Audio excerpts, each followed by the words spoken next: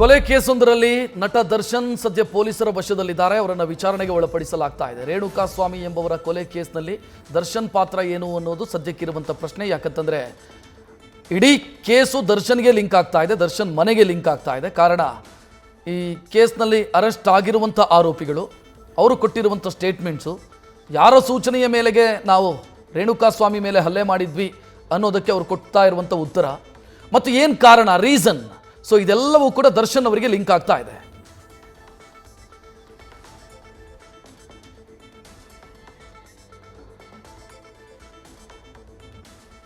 ಇನ್ನು ದರ್ಶನ್ ನಿನ್ನೆ ಮೈಸೂರಿನ ಹೋಟೆಲ್ ಒಂದರಲ್ಲಿ ಸ್ಟೇ ಆಗಿದ್ರು. ಸೊ ಅಲ್ಲಿಂದ ಆ ನಂತರ ಈಗ ಪೊಲೀಸರ ವಶದಲ್ಲಿರೋದು. ಅಲ್ಲಿಂದ ನಮ್ಮ ಪ್ರತಿನಿಧಿ ಪ್ರತ್ಯಕ್ಷ ವರದಿ ನೀಡಿದ್ದಾರೆ, ನೋಡೋಣ. ಪೊಲೀಸರು ಅರೆಸ್ಟ್ ಮಾಡಿದ್ದಾರೆ. ಆದರೆ ಕಳೆದ 2 ದಿನಗಳಿಂದ ಮೈಸೂರಿನಲ್ಲಿಯೇ ನಟ ದರ್ಶನ್ ಅವರು ವಾಸ್ತವ್ಯ ಹೂಡುವಂತ ಕೆಲಸಕ್ಕೆ ಮುಂದಾಗಿದ್ರು. ಜೂನ್ 9ನೇ ತಾರೀಕು ಮೈಸೂರಿನ ನಜರ್ಬಾದ್ನಲ್ಲಿರುವಂತಹ ಇದೇ ಖಾಸಗಿ ಹೋಟೆಲ್ನಲ್ಲಿ ರೂಮ್ ಬುಕ್ಕಿಂಗ್ ಮಾಡಿಕೊಂಡಿದ್ದಂತಹ ನಟ ದರ್ಶನ್ ಅವರು ಇದೇ ರೂಮ್ನಲ್ಲಿ ವಾಸ್ತವ್ಯವನ್ನ ಹೂಡುವಂತ ಕೆಲಸಕ್ಕೆ ಮುಂದಾಗಿದ್ರು. ಇದೇ ಹೋಟೆಲ್ನ ಕೊಠಡಿಯೊಂದನ್ನು ಬಾಡಿಗೆ ಪಡೆದು ಇಲ್ಲಿಯೇ ಅವರು ಜೂನ್ 9ರಿಂದ ಬೀಡು ಬಿಟ್ಟಿದ್ದಾರೆ. ಕಾರಣ ಮೈಸೂರಿನ ಲಲಿತಾ ಮಹಲ್ ಹೆಲಿಪ್ಯಾಡ್ನಲ್ಲಿ ಡೆವಿಲ್ ಚಿತ್ರದ ಚಿತ್ರೀಕರಣ ನಡೀತಿದೆ.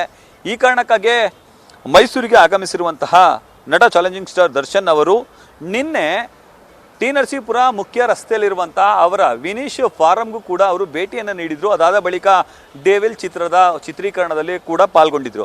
ಇದಾದ ಬಳಿಕ ರಾತ್ರಿ ಇದೇ ಹೋಟೆಲ್ನಲ್ಲಿ ಬಂದು ವಾಸ್ತವ್ಯವನ್ನು ಹೂಡುವಂಥ ಕೆಲಸಕ್ಕೆ ಮುಂದಾಗಿದ್ರು.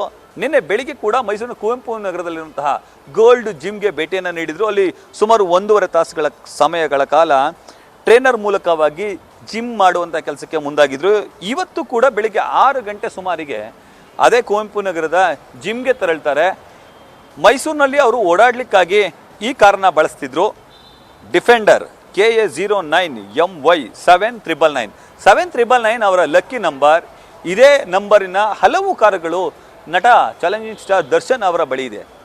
ಈ ಕಾರ್ನಲ್ಲೇ ಕಳೆದ 3 ದಿನಗಳಿಂದ ಮೈಸೂರಿನಲ್ಲಿ ಅವರು ಶೂಟಿಂಗ್ ಸ್ಪಾಟ್ ಆಗ್ಬೋದು, ಹೋಟೆಲ್ ಆಗ್ಬೋದು, ಜಿಮ್ ಆಗ್ಬೋದು, ಅಥವಾ ಅವರ ಫೇವರಿಟ್ ಅಡ್ಡಗಳಾದಂತಹ ಹೋಟೆಲ್ಗಳಾಗ್ಬೋದು, ಎಲ್ಲ ಕಡೆಗಳಿಗೂ ಕೂಡ ಹೋಗಿ ಬರುವಂಥ ಕೆಲಸಕ್ಕೆ ಮುಂದಾಗ್ತಿದ್ರು. ಇವತ್ತು ಬೆಳಗ್ಗೆ ಕೂಡ ಅವರು ಇದೇ ಕಾರಿನಲ್ಲಿ ಜಿಮ್ಗೆ ತೆರಳಿದ್ದಾರೆ. ಜಿಮ್ಗೆ ತೆರಳಿದವರೇ ಅವರು ಸುಮಾರು 1 ತಾಸಿನ ಕಾಲ ಜಿಮ್ಮನ್ನು ಮುಗಿಸಿದ್ದಾರೆ. ಜಿಮ್ ಮುಗಿಸಿ ಹೊರ ಬಂದವರು ಬಾಡಿಗಾರ್ಡ್ ಮೂಲಕವಾಗಿ ಕಲ್ಲಂಗಡಿ ಹಣ್ಣ ಜ್ಯೂಸನ್ನು ಕುಡಿದಿದ್ದಾರೆ. ಇದಾದ ಬಳಿಕ ಹೋಟೆಲ್ಗೆ ಹೋಗ್ತೀನಿ ಅಂತ ಹೇಳಿ ಹೋದವರನ್ನ ಅವರು ನೇರವಾಗಿ ಬೆಂಗಳೂರಿನ ಪೊಲೀಸರು ಈ ಒಂದು ಖಾಸಗಿ ಹೋಟೆಲ್ಗೆ ಆಗಮಿಸಿದ್ದಾರೆ.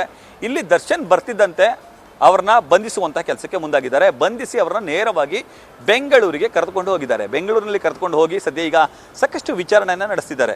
ಕಳೆದ 2 ದಿನಗಳಿಂದ ಸುದೀರ್ಘವಾಗಿ ಮೈಸೂರಿನಲ್ಲಿ ಇರುವಂತಹ ನಟ ಚಾಲೆಂಜಿಂಗ್ ಸ್ಟಾರ್ ದರ್ಶನ್ ಅವರು ಸಾಕಷ್ಟು ಅವರ ಸ್ನೇಹಿತರನ್ನ ಭೇಟಿಯಾಗೋದು ಅಥವಾ ಅವರ ಫೇವ್ರೆಟ್ ಅಡ್ಡಗಳಿಗೆ ಹೋಗೋದು, ಶೂಟಿಂಗ್ನಲ್ಲಿ ಪಾಲ್ಗೊಳ್ಳೋದು ಎಲ್ಲವನ್ನು ಕೂಡ ಮಾಡಿದ್ರು.